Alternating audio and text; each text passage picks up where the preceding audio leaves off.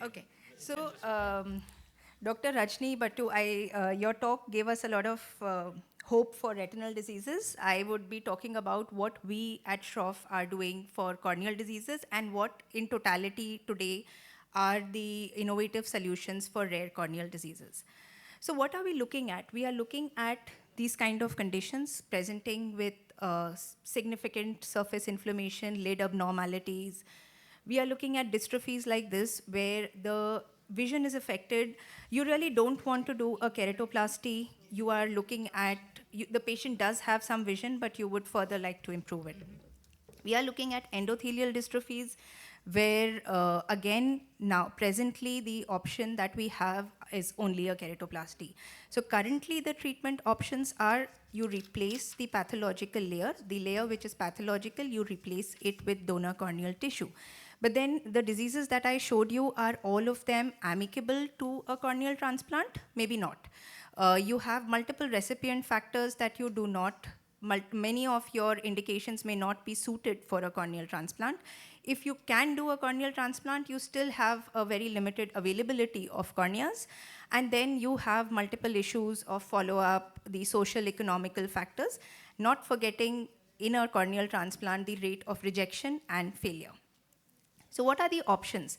I'm going to divide my talk into two things, the stem cell-based options and the bioengineering options. Oh, sorry. These are the options that we are currently looking at, these stem cell-based options, also the biomaterial-based approach, which in further would help correct the diseased cornea or the ocular surface. This started way back in 2000, where May Griffith et al. Worked on the first human cornea equivalence without scaffold. They did manage to do a human corneal trial, but with limited functionality and leading to scaffold integration. The scaffold would not integrate with the cornea. Then came the hydrogel scaffold with better biocompatibility, better viscoelasticity, and better hydration.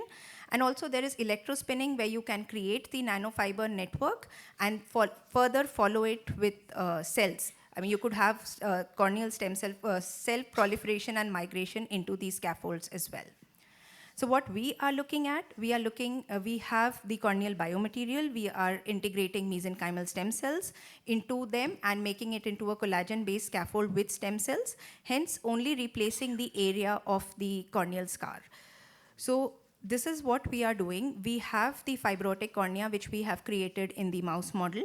We refine the area of the scar, just the area of the scar, and post-excavation, we go ahead, we fill the exosome along with the biomaterial and then cross-link it with visible light in place, and then see that over time the cornea clears. These are our results. If you see even clinically on slit lamp, you see the results on ASOCT. The cornea does come to its original state with good clarity as well as uniformity and surface. Even densitometry is studied, where it comes quite close to the normal cornea. You can see we have also compared it with tissue adhesive, which would be the regular mode of treatment. And the tissue adhesive heals with an opacity score of 100 versus the bioengineered cornea, which with an opacity score quite close to that of normal cornea. Similarly, histopathology, if you see the diseased cornea versus the rabbit cornea post-treatment of 90 days, looks quite similar to its untreated counterpart. We also are looking at the full thickness corneal approach, wherein we have the biomaterial that we are studying for a full thickness replacement, that you do not really need the host corneal tissue to be able to support the donor cornea. This is another project that we are now doing with DRDO, and presently it is in the stage of material testing. So this is how we are trying the suturability of the tissue that we have.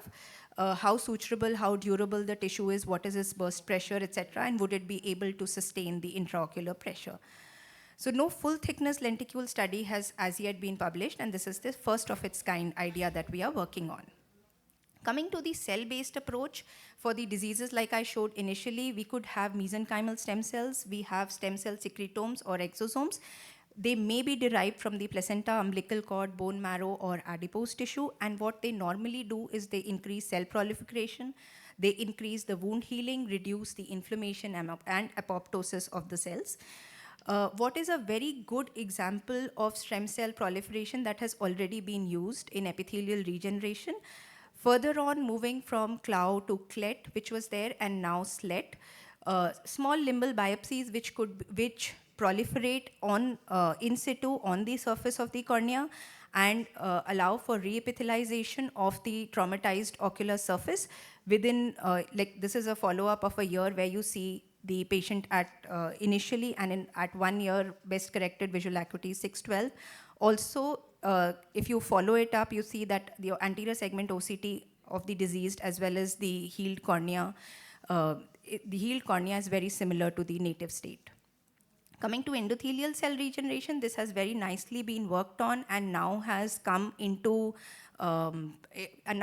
is available for a clinical trial as well, wherein the Kinoshita group has worked on the injection of cultured stem cells with ROCK inhibitor for bullous keratopathy. He has very good results of just injection of cultured corneal endothelial cells, stem cells to reverse pseudophakic bullous keratopathy.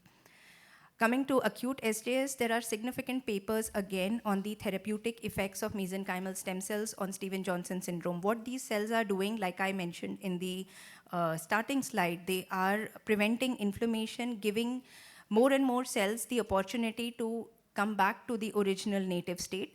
And there are this is a rabbit study that was done wherein they created a rabbit model of SJS and further worked on in creating the model and then treating them with mesenchymal stem cells, though this is a very small study presently, but then definitely the future has hope for treating acute SJS as well with mesenchymal stem cells. So in conclusion, there is a lot of research and development is needed for refining further corneal constructs and MSC therapies. The key challenges remaining being to address the immune rejection and long-term stability. As spoken previously, there are multiple regulatory hurdles, and definitely we need to navigate the approvals for clinical implementation. With that, I would like to thank my team and open for any questions. Very good talk, Abha. Yeah, thank you so much. That's really nice. Yeah. So, how far are you in the bioengineered cornea now, in terms of? So we're just waiting for approval for the clinical trial. We are making the clinical grade exosomes right now. Okay. So we are looking at approval for the clinical trial, so human probably clinical. another year or so, we should be doing a human trial. Yeah. And Brilliant. for endothelial injection, Yeah. It is now this Orion company Yeah. has been Yeah. bought by Alcon. Okay. So there is likelihood of a global availability of the cell injection therapy Oh, for that's endothelial brilliant. dysfunction. So the regenerative therapies are coming in a good Yes. commercial space. So that's brilliant. Yes. So a lot of So innovation coming out of India. your work coming up, hopefully a big Yes. company will buy you out. Thank you. No, I want to be available for Indian patients. So Yeah, thank